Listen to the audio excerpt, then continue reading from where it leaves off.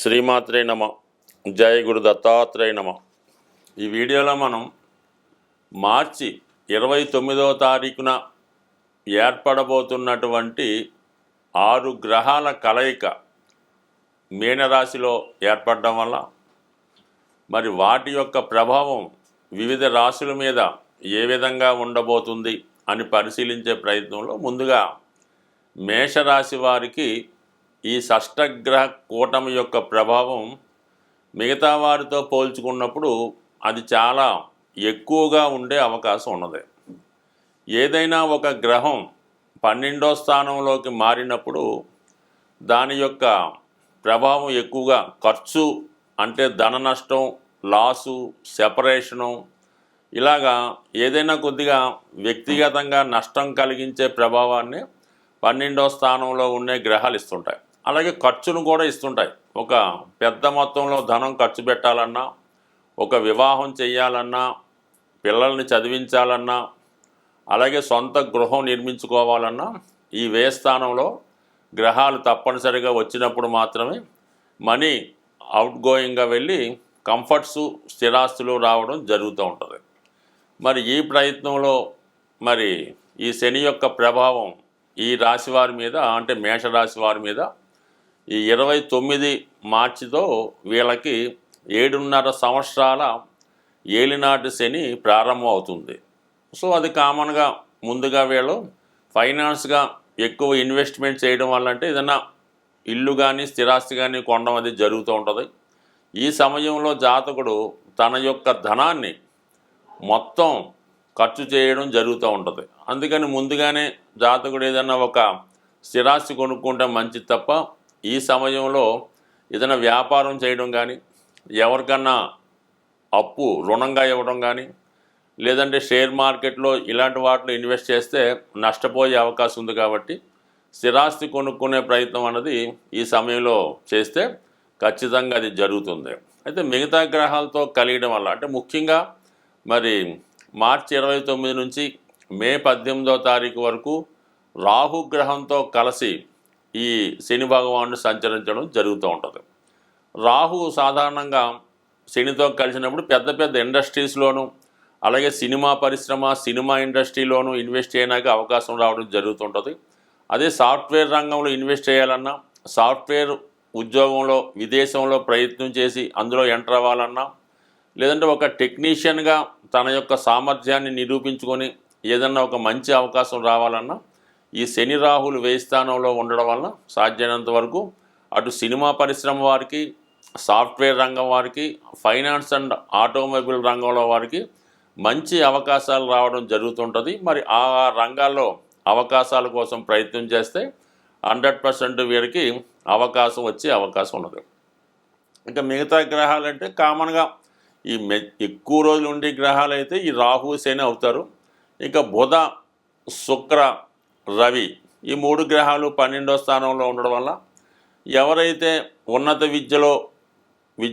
విద్య కొరకు ముఖ్యంగా management study కానీ, లేదంటే ఏదన్నా పోస్ట్ గ్రాడ్యుయేషన్ సంబంధించిన డిగ్రీ విదేశంలో చేయాలనుకున్న వాళ్ళకి ఈ గ్రహస్థితి అనుకూలించడం జరుగుతూ ఉంటుంది. ఎప్పుడన్నా సరే 12వ స్థానం అన్నది దూర ప్రాంతం, సొంత ప్రాంతానికి దూరంగా ఉండడం కాబట్టి మీరు ఏదన్నా విదేశంలో పీజీ చేయాలన్నా, లేదంటే రీసెర్చ్ చేయాలన్నా ఇది ఖచ్చితంగా అవకాశం రావడం జరుగుతుంటుంది. అలాగే మీ యొక్క విద్యకి అవసరమైనటువంటి ధనం ప్రభుత్వం మూలకంగా ప్రభుత్వ రుణం ద్వారా వచ్చే అవకాశం ఉన్నది. సాధ్యమైనంత వరకు ఇది కూడా మీ విద్యార్థులకి ఇది బాగా ఉపయోగపడుతూ ఉంటుంది. అంటే మేజర్గా ఈ 5 గ్రహాలు 12లో ఉన్నప్పుడు కామన్గా జాతకుడు ఉద్యోగ రీత్యా కానీ, లేదంటే చదువు రీత్యా, లేదంటే ఏదైనా వ్యాపార రీత్యా విదేశీ యోగం కల్పించే అవకాశం ఉన్నది. ఇక నెగిటివ్గా మనం ఆలోచించినప్పుడు ఏదైనా దీర్ఘకాలిక అనారోగ్య సమస్యలతో బాధపడుతున్నవారు జీవితంలో వారి యొక్క జన్మజాతకంలో ఆయుష్ మీద ఏమన్నా ఈ లెక్కలు సరిపోయినప్పుడు కొంతవరకు హాస్పిటలైజేషన్ అవ్వడం కానీ, ఓ దీర్ఘకాలికంగా ఏదన్నా ఒక నర్సింగ్ హోమ్లోనో, హాస్పిటల్లోనో, ప్రకృతి ఆశ్రమంలో చేరడానికి కూడా ఈ గ్రహస్థితి సహకరించడం జరుగుతూ ఉంటుంది. కొంతమంది ఏదైనా ఒక ప్రశాంతంగా ఓల్డేజ్ హోమ్లో చివరి జీవితం గడుపుదాం అనుకున్న వాళ్ళకి కూడా ఈ గ్రహస్థితి మీకు అనుకూలించడం జరుగుతూ ఉంది. అంటే ఈ 6 గ్రహాల్లో 5 గ్రహాలే మనం చెప్పుకున్నాం. చంద్రుడు కేవలం ఒక 2 రోజులు మాత్రమే మనకి ఈ 6వ స్థానంలో సంచరిస్తూ తర్వాత మళ్ళా నెమ్మదిగా మేషరాశిలోకి ప్రవేశించడం ఇవన్నీ కూడా జరుగుతుంటాయి. కాబట్టి మనం మెయిన్గా ఈ గ్రహాల కోసమే చర్చించుకోవలసి ఉంటుంది. ముఖ్యంగా ఏంటంటే ఎక్కువ ప్రభావం ఈ శని యొక్క మార్పు మేషరాశి వారి మీద 7.5 సంవత్సరాల శని యొక్క ఏలినాటి శని ప్రారంభం అవడం, ముందుగా ఆర్థికంగా వారి యొక్క ఫైనాన్స్ పొజిషన్ మీద ఎక్కువ ప్రభావం చూపుతుంది. నెమ్మదిగా దాచుకున్న ధనం ఖర్చు అయిపోవడం, వ్యయం అవడం జరుగుతూ ఉంటుంది. అయితే రాహుతో కలిసి ఉండడం వలన, శుక్రగ్రహం కూడా అక్కడ ఉండడం వలన జాతకుడు ఈ సమయంలో ఏదైనా బలహీనతలకు లోనై, వ్యసనాలకి లోనై, ఏదన్నా ఒక బలహీనతకు లోనై దానికి ఎరెక్ట్ అవ్వడం వల్ల చాలా వరకు అది వ్యక్తిగతంగా తన ఆరోగ్యానికి, సంపదకి, వ్యక్తిగత పేరుకు కూడా ఇబ్బంది కలిగే అవకాశం ఉంటుంది. కాబట్టి చాలా వరకు జాగ్రత్తగా వ్యవహరించవలసి ఉంటుంది. ముఖ్యంగా దశమాధిపతిగా ఉన్నటువంటి మన శని వ్యయ స్థానంలోకి రావడం వల్ల ఉద్యోగపరమైనటువంటి మార్పులు తప్పనిసరిగా రావడం జరుగుతూ ఉంటుంది.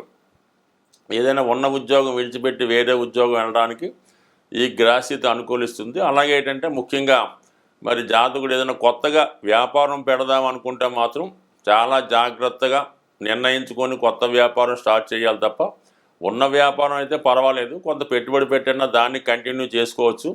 కానీ తప్పనిసరి పరిస్థితుల్లో అయితే తప్ప వ్యాపారం అన్నది ఈ సమయంలో అంత అనుకూలం కాదు.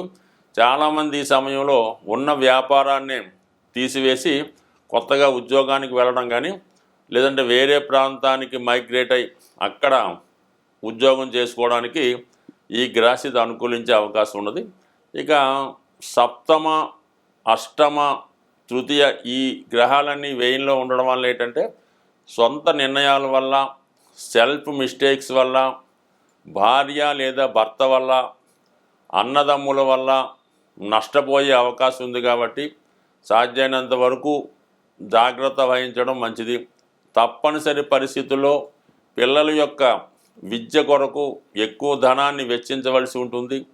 వ్యక్తిగతంగా మీరు ఎడ్యుకేషన్ లైన్లో ఉంటే మీరు ఏదన్నా దూర ప్రాంతంలో విద్య అభ్యసించడానికి కూడా ఈ గ్రహస్థితి చాలా వరకు సహకరించే అవకాశం ఉంది. అంటే ఓవరాల్గా పరిశీలించినప్పుడు ఈ షష్టగ్రహ కూటం అన్నది అటు కొన్ని విషయాల్లో లాభంగాను, కొన్ని విషయాల్లో నష్టంగాను ఉంటుంది. కాబట్టి ఏదైనా అది జాతకుడు యొక్క నిర్ణయం బట్టి మాత్రమే ఆధారపడి ఉంటుంది. అతను మంచి మార్గంలో వెళ్ళి మంచి వాటి మీద ఇల్లు అలాంటివి కొనుక్కుంటే పర్లేదు తప్ప, అత్యాశకు పోయి ఏదైనా జోదం, పేకాట, షేర్ మార్కెట్టు, రేసులు అలాంటి వాటిలోకి వెళ్ళినా, అలాగే ఎక్కువ లాభాన్ని ఆర్జించి ఏదైనా మోసపోయినటువంటి వాటిలో ఇన్వెస్ట్ చేసినా, స్నేహితులను నమ్మి వారు చెప్పిన మాటలు విని పెట్టుబడి పెట్టడం వల్ల ఎక్కువ శాతం నష్టపోయే అవకాశం ఉంది.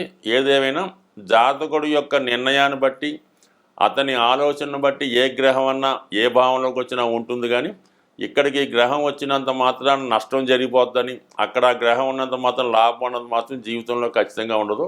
ఇప్పుడు ఏర్పడినటువంటి ఈ షష్టగ్రహ కూటం వల్ల మేషరాశి వారికే కాదు, ఏ రాశి వారికి కూడా ఎటువంటి నష్టం, ఎటువంటి ఇబ్బంది ఏమీ ఉండదు.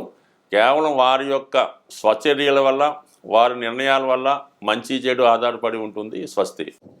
ఎటువంటి గ్రహస్థితి అయినా, ఎటువంటి దోషాలు జాతకంలో ఉన్నా దాన్ని వ్యక్తిగతంగా ఎవరికి వారు చేసుకున్నటువంటి పరిహారాల వల్ల మాత్రమే ఆ దోషాలు నివృత్తి అయి జాతకుడు అభివృద్ధి వైపు వెళ్ళే అవకాశం ఉంటుంది. ఏదైనా గ్రహాలు సహకరించాలంటే గ్రహరాజైనటువంటి సూర్యభగవానుణ్ణి ప్రతినిత్యం పూజించడం వల్ల, ఆదివారం నియమంగా ఉండడం వల్ల, ఆదిత్య హృదయం చదవడం వల్ల, కంపల్సరీ ఏదైనా గాయత్రి మంత్రం ఉన్న వాళ్ళు చేసుకోవచ్చు. సాంప్రదాయంగా రవి భగవాన్ని పూజిస్తేనే మిగతా గ్రహాలు సహకరిస్తాయి. ఇప్పుడు ఈ 6 గ్రహాల్లో ఒక సూర్యుడు, చంద్రుడు ఒక వర్గానికి చెందినవారు, వారు 15 రోజుల్లోనే ఈ కూటమి నుంచి బయటికి రావడం జరుగుతుంది. ఇక అక్కడ ఏర్పడినటువంటి ఈ 4 గ్రహాలు కూడా ఒకే వర్గానికి, అంటే శని వర్గానికి చెందినవి. రాహువు, అలాగే శని, బుధ శుక్ర ఈ 4 కూడా శనివర్గ రాశులుగా చెప్పడం జరుగుతుంది. కొంతమంది రాక్షస వర్గం అని అంటారు. ఏదైనా మెటీరియలిస్టిక్ జీవితంలో మానవుడు సుఖపడాలి, అన్ని సౌకర్యాలు పొందాలంటే ఈ 4 గ్రహాలే ప్రధానం.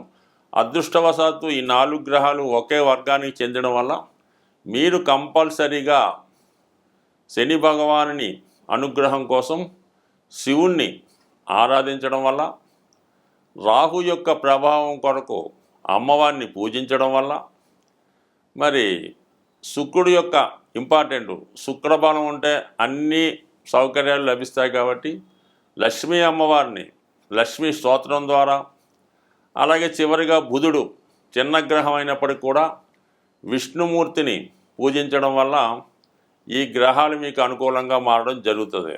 సో అందువలన వ్యక్తిగతంగా వీటన్నిటికీ కూడా ఏకైకంగా సింపుల్గా ఉపయోగపడేది విష్ణు సహస్రనామం. విష్ణు సహస్రనామ పారాయణ వల్ల అటు ఏలినాటి శని, శివుని యొక్క అనుగ్రహం కూడా రావడం జరుగుతూ ఉంటుంది. అలాగే విష్ణుమూర్తి అనుగ్రహం లభిస్తూ ఉంటుంది. ముఖ్యంగా లక్ష్మీ అమ్మవారి అనుగ్రహం కలగాలన్నా కూడా ఈ విష్ణు సహస్రనామ పారాయణతో పాటు అందులోనే యాడైనటువంటి లక్ష్మీ స్తోత్రాన్ని కూడా అది వినడం కన్నా చదవడం కన్నా ముందు దాని యొక్క అర్థాలు మీరు వివరంగా తెలుసుకునే ప్రయత్నం చేయండి. మరి చాగంటి కోటేశ్వరరావు గారి ఉపన్యాసాల ద్వారా కానీ పర్టికులర్గా ఉన్నటువంటి మరి ఆ విశ్లేషణ గ్రంథాలు చదవడం వల్ల తెలుసుకోవచ్చు. సో ఏదైనా మరి ఈ శాస్త్రాన్ని రచించిన వాళ్ళే ఈ 108 నక్షత్ర పాదాలకి ఈ విష్ణు సహస్రనామాన్ని విడదీసి ఒక్కొక్క నక్షత్రానికి ఒక్కొక్క శ్లోకాన్ని ఇవ్వడం జరిగింది.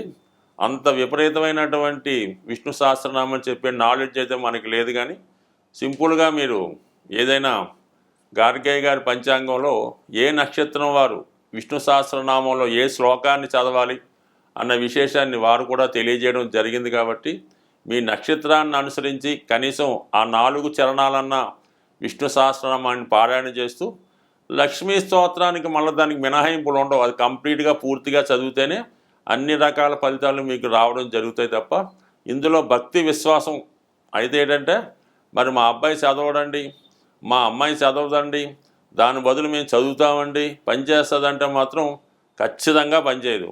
కనీసం సూక్ష్మంలో మోక్షం ఎంతో కొంత నమ్మకం పెట్టుకుంటూ కనీసం ఆ పుస్తకాన్ని దగ్గర పెట్టుకొని వీలైనప్పుడల్లా దాని వంక ఒక చూపు చూస్తే కంప్లీట్గా మీకు ఆ అనుగ్రహం తప్పగా లభించే అవకాశం ఉంది. ఏదైనా నమ్మకం విశ్వాసం గ్రహాలు శుభాన్నిచ్చినా కష్టాన్నిచ్చినా అవి అనుభవిస్తున్న వారికి ఇది చక్కని పరిహారంగా లభించే అవకాశం ఉంది. స్వస్తి.